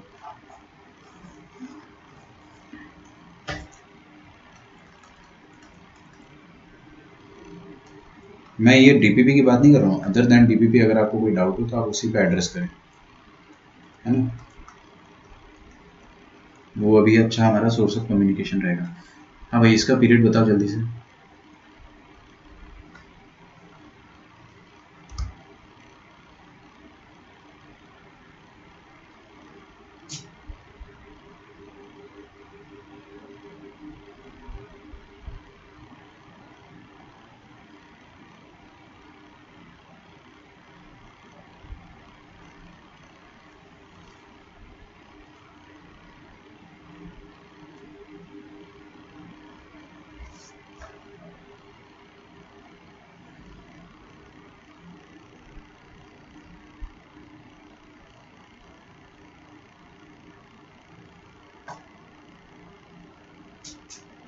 मॉड्यूल के क्वेश्चन कल कर लेंगे ना डिस्कस, ठीक। आप पूरा मॉड्यूल सॉल्व करके रख सकते हो। हाँ, जो आपका 12th का मॉड्यूल है वो पूरा सॉल्व करो आप लोग। थोड़ा सा डिफिकल्ट है मॉड्यूल अपना, तो आप लोगों को डिफिकल्ट लगेगा वो। एक मिनट रुक जाओ यार, कहाँ गया मॉड्यूल? इसका आंसर तो दो पहले।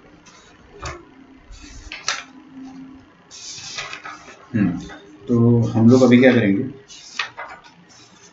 मॉड्यूल को सॉल्व करना स्टार्ट करेंगे, है ना। बाइनरी आपको छोड़ना है। इजी तो है मॉड्यूल इसका, मैं डिफिकल्ट क्यों? अच्छा हाँ, 11th का हम लोग वो कर रहे हैं ना अभी, वो वाला थोड़ा सा मुश्किल है। कुछ कुछ मॉड्यूल के क्वेश्चन अपन पहले ही कर चुके हैं ना, तो जो मैंने आपको टिक करा दिए थे लास्ट टाइम,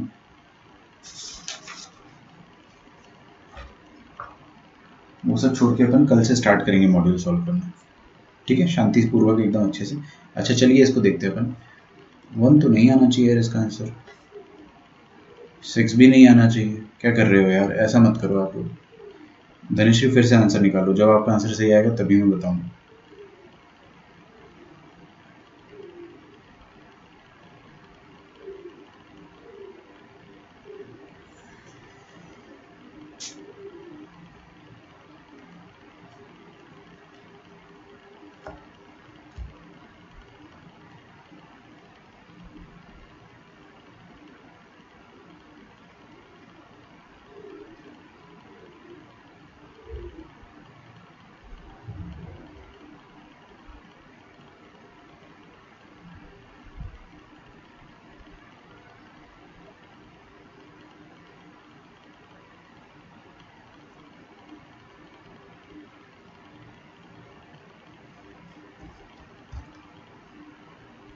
कोई नहीं बता रहा है।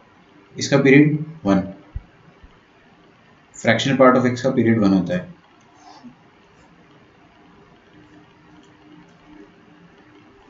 दिख रहा है कितने इंटरवल में रिपीट हो रहा है? 1 1 है, तो इसका पीरियड 1 हो जाता है। अच्छा इसका पीरियड क्या हो जाएगा? ये भी वही है, बस यहाँ पे 2 चिपका दिया ना, तो जो चिपका दिया उसको आप डिवाइड कर दो। यहाँ पे 3 चिपका दिया तो 3 को डिवाइड कर दो। तो आपको इन तीनों का एलसीएम लेना है। इसमें क्या दिक्कत हो रही है? अभी अभी अपन ने सीखा है कि तीनों का एलसीएम कैसे लेते हैं। एलसीएम ऑफ 1 हाफ और 1/3 कैसे लेते हैं? ये करेंगे अपन एलसीएम ऑफ न्यूमरेटर अलग से और एचसीएफ, न्यूमरेटर का एचसीएफ, न्यूमरेटर का एलसीएम और डिनोमिनेटर का एचसीएफ। तो एलसीएम ऑफ न्यूमरेटर कितना है? 1 1 और 1। इसमें क्या दिक्कत जा रही थी आप लोगों को? और डिनोमिनेटर का एचसीएफ कितना आ जाएगा? ये इसका डिनोमिनेटर 1 का डिनोमिनेटर 1 आ जाएगा, तो 1 2 3 का एचसीएफ।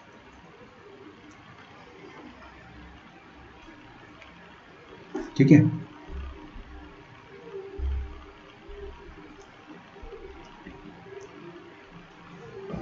तो 1 1 1 का एलसीएम क्या आ जाएगा? 1, और एचसीएफ ऑफ 1 2 3 कितना आ जाएगा? वो भी आ जाएगा 1, तो आंसर 1 है। ठीक है, तो धनुश्री आपका आंसर सही था। ठीक है, लेकिन मैंने गलत बोल दिया, उस डर से किसी ने टाइप नहीं करा है ना, वही चीज़ मैं चेक कर रहा था।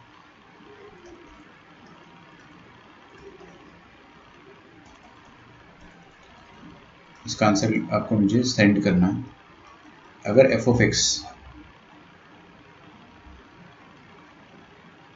11/6 1/6 तक पहुंच गए आप लोग,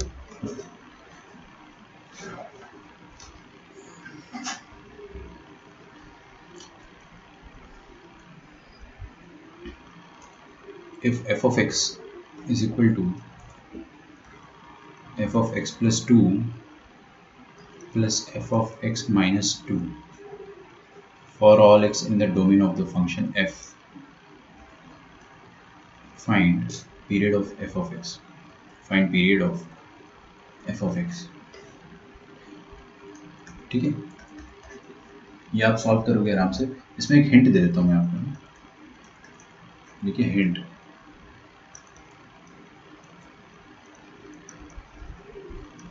try to create form of f of x plus t is equal to f of x। ठीक है, तो ऐसा फॉर्म अगर आप क्रिएट करोगे तो आपका पीरियड आ जाएगा एक बार में ना। ये जो t है वही पीरियड हो जाएगा।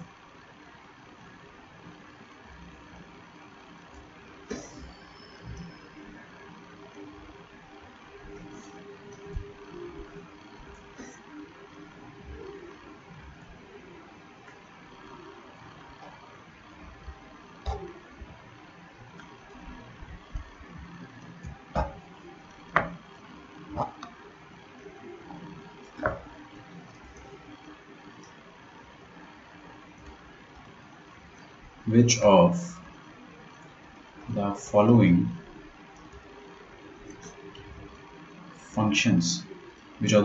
functions are periodic?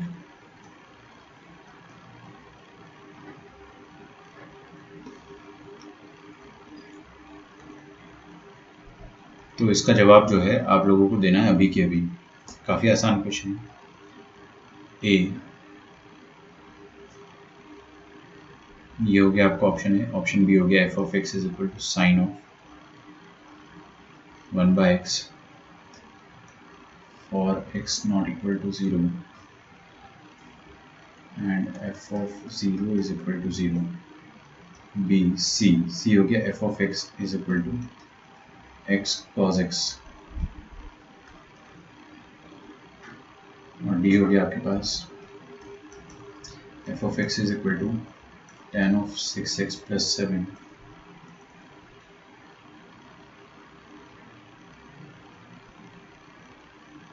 plus cot of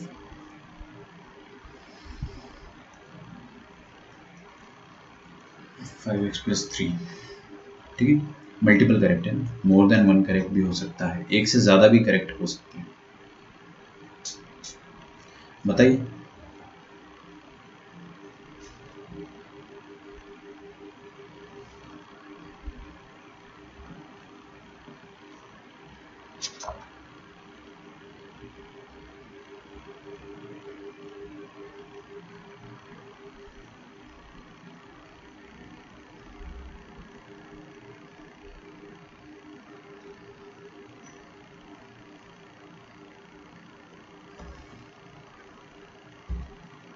ठीक है, तो आपका चैप्टर जो है यहाँ पे ख़त्म होता है।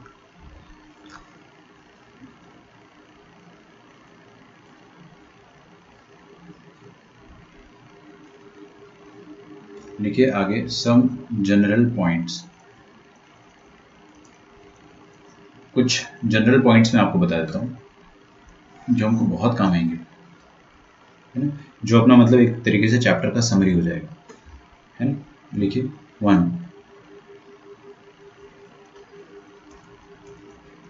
if x and y are independent variables,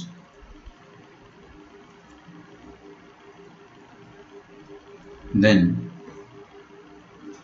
first point लिखो आप। अगर आपको ऐसा दिया जाता है, कीर्ति का आंसर आ रहा है AD,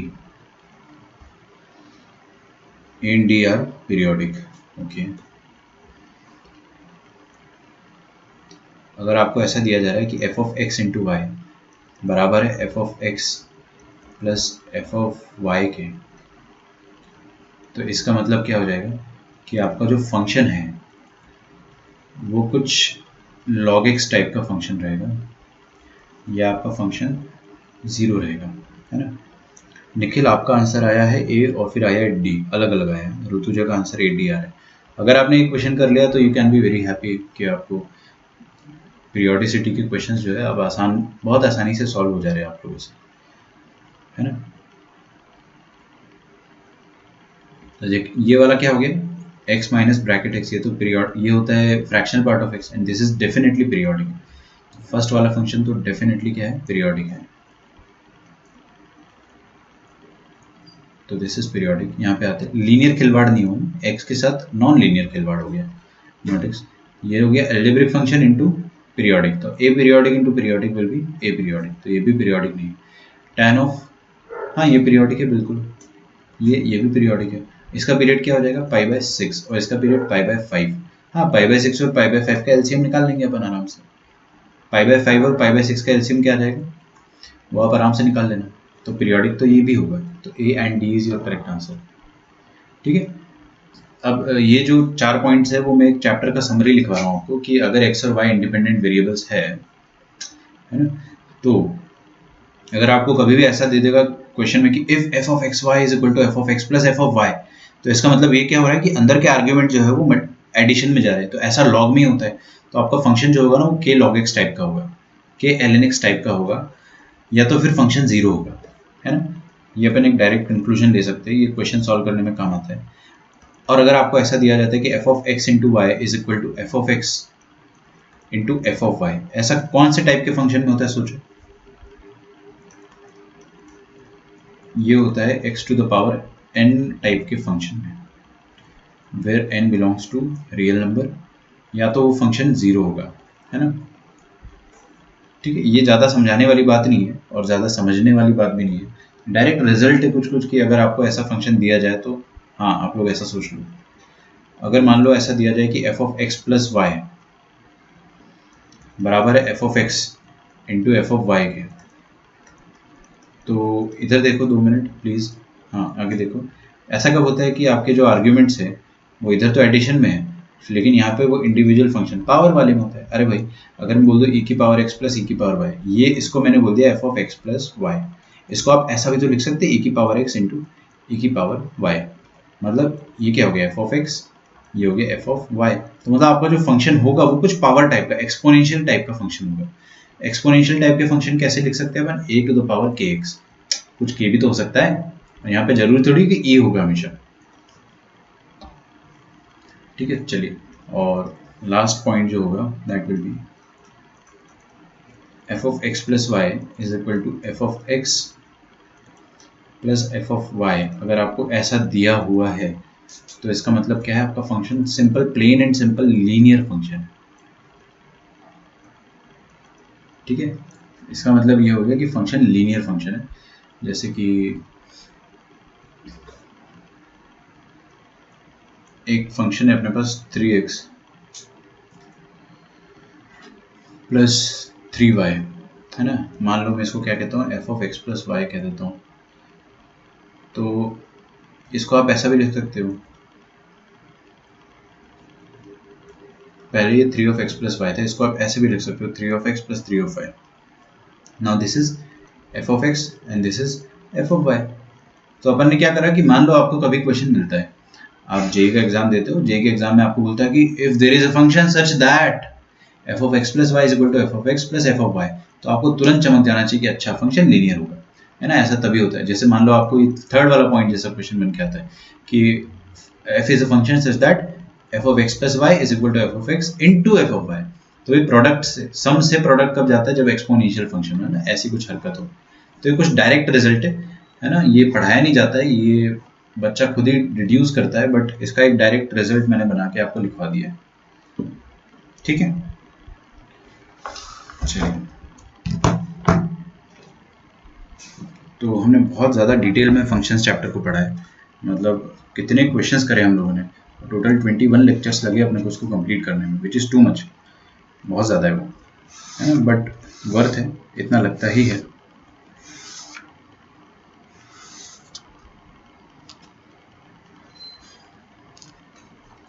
ओके आप लोग यहाँ तक नोट डाउन कर लीजिए।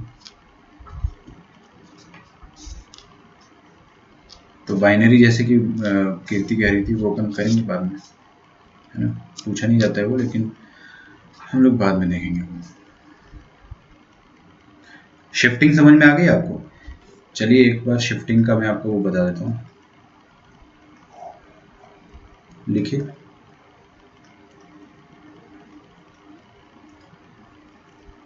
Transformation of roots, summary, roots थोड़ी यार, ग्राफ्स,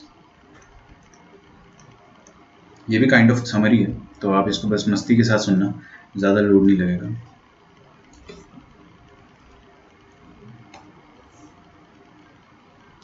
एक बार में जाता नहीं है आजकल, बहुत ही बढ़िया, मतलब उसका कोई काम नहीं है।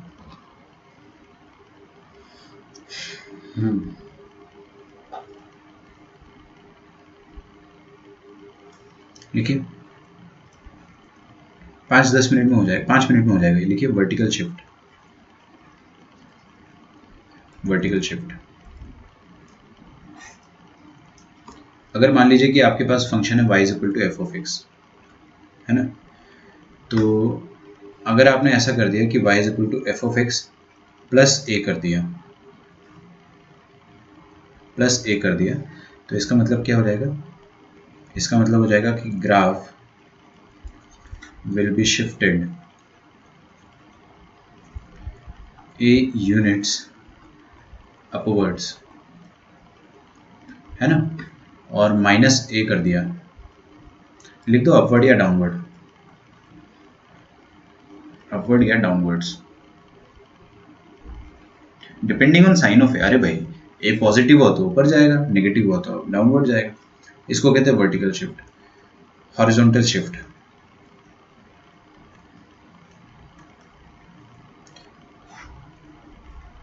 मान लो कि यहाँ पे देखिए, अगर आपके आर्ग्यूमेंट के साथ छेड़खानी करी गई है, ऐसी कुछ y is equal to x minus a, है ना, या फिर ऐसा कुछ y is equal to f of x plus a, तो इसका मतलब क्या होता है, हॉरिजॉन्टल शिफ्ट। ये तो अपन पढ़ चुके हैं ना, लेकिन मैं फिर भी आपको लिखवा देता हूँ, अपने पास टाइम है इस वजह से।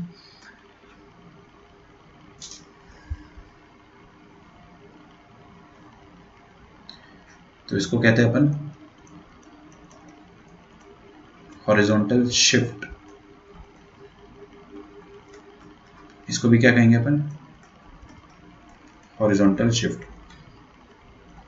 तो हॉरिजॉन्टल शिफ्ट दो तरह की होती है, या तो लेफ्ट या तो राइट।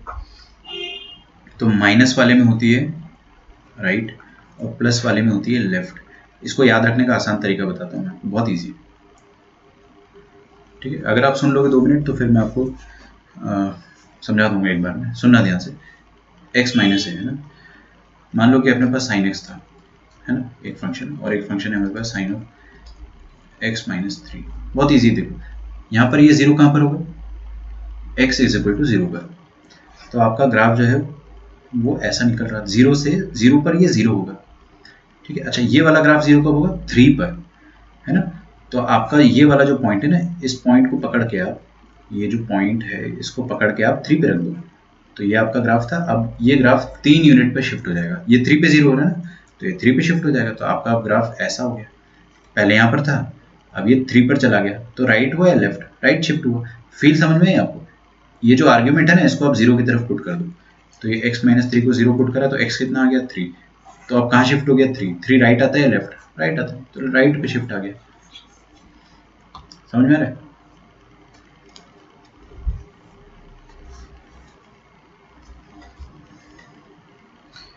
लिखिए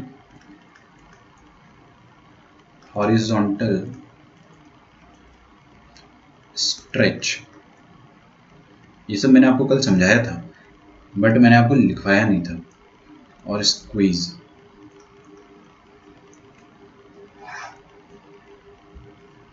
हॉरिजॉन्टल स्ट्रेच और स्क्वीज।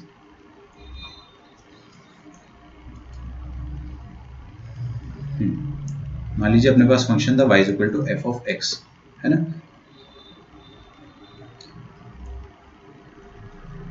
तो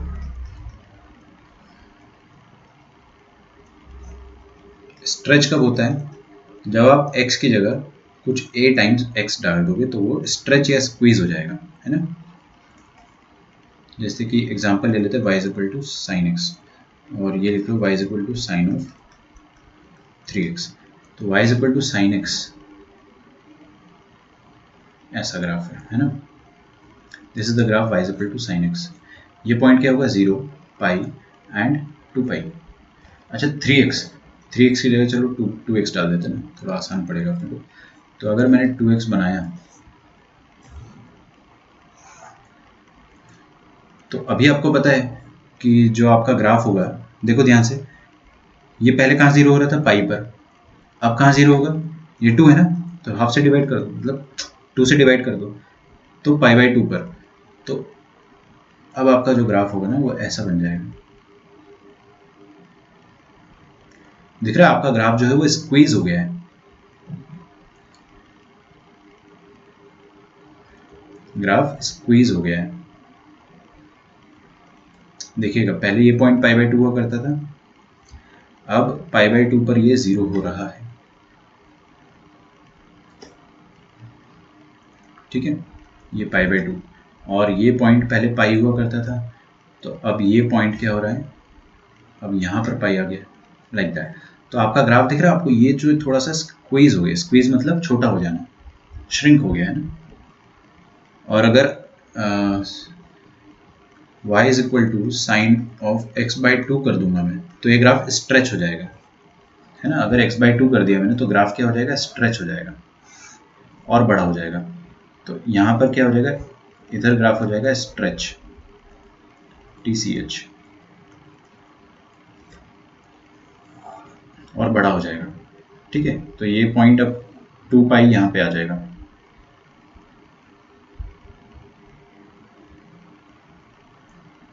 क्या बात है, मज़ा आ गया, है ना। और ये पाई जो है वो यहाँ पे आ जाएगा।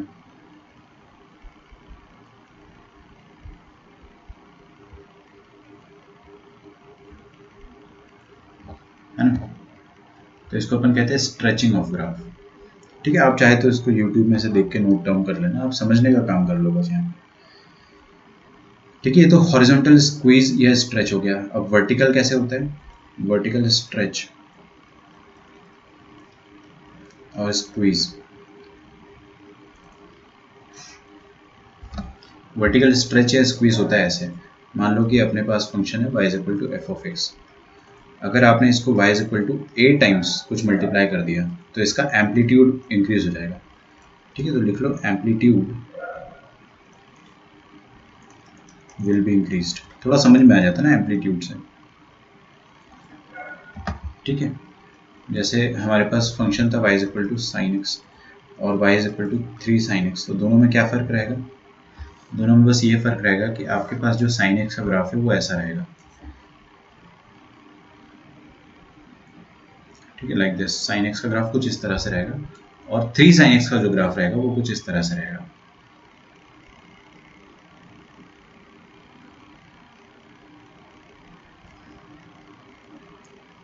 तो ये जो येलो वाला है वो है y is equal to 3 sine x और वाइट वाला जो था y is equal to sine x.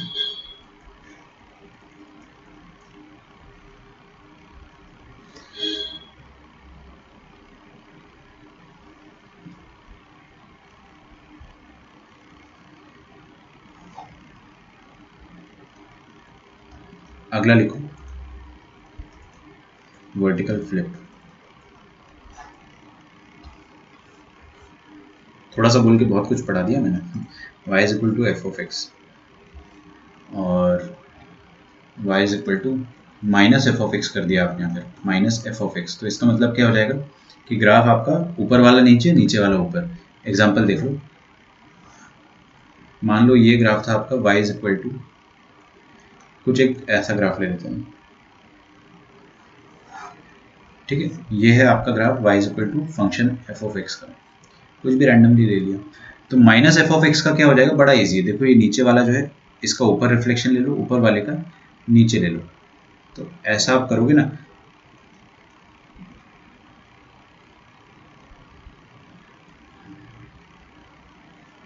तो ये जो है this is y is equal to minus f of x, मतलब आपने क्या करा, जो इसका पॉजिटिव था उसको नेगेटिव कर दिया। इसको अपन कहते हैं वर्टिकल फ्लिप।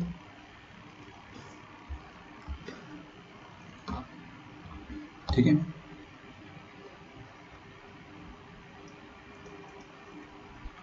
मॉडुलस ट्रांसफॉर्मेशन लिख लो। अब हमने ये टॉपिक अगर निकाल लिया तो इसको पूरी तरह से पढ़ लेते हैं। आपको पूरा 1 साल या जितना भी टाइम हम लोग पढ़ेंगे, है ना, आपको पूरा फ़ायदा मिलेगा इसका।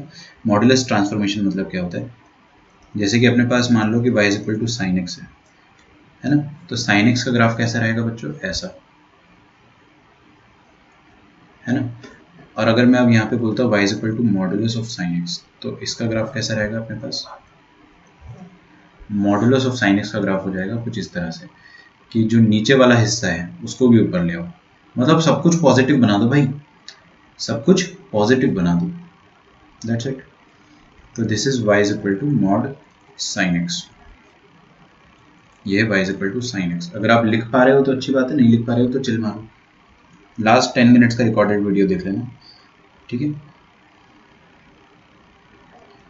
अगला लिखो यहाँ पे y is equal to f of modulus x, f of modulus x.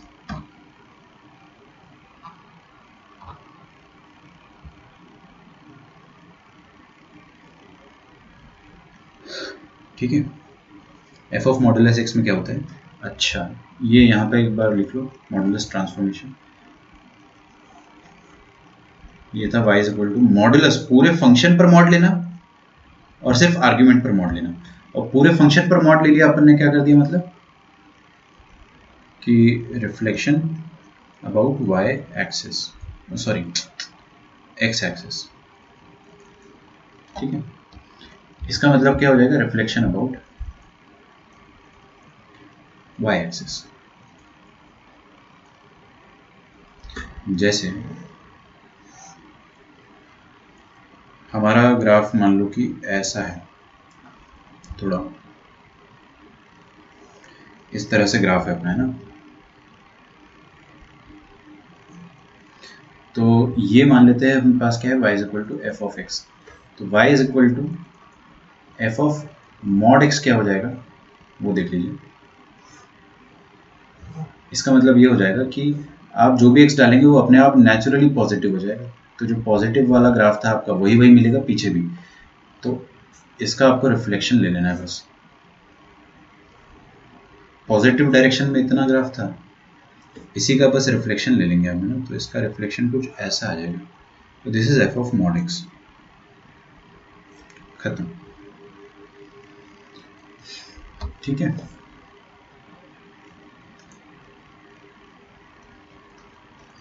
Mod y is equal to f of x, बस ये लास्ट पॉइंट लिख लो, आप लिखो this is not a function, ये फंक्शन नहीं है। क्यों नहीं है ये फंक्शन, क्योंकि ये रिलेशन है, इट्स अ रिलेशन। ये समझने में थोड़ा टाइम लगता है तो मैं इसको समझाऊंगा नहीं अभी, बट फिर भी जाने अनजाने में थोड़ा सा इसका ग्राफ बता दूंगा मैं आपको। तो mod y is equal to f of x. सबसे पहले मैं क्या करता हूँ कि आपको बता देता हूँ कि इसका ग्राफ कैसे बनेगा।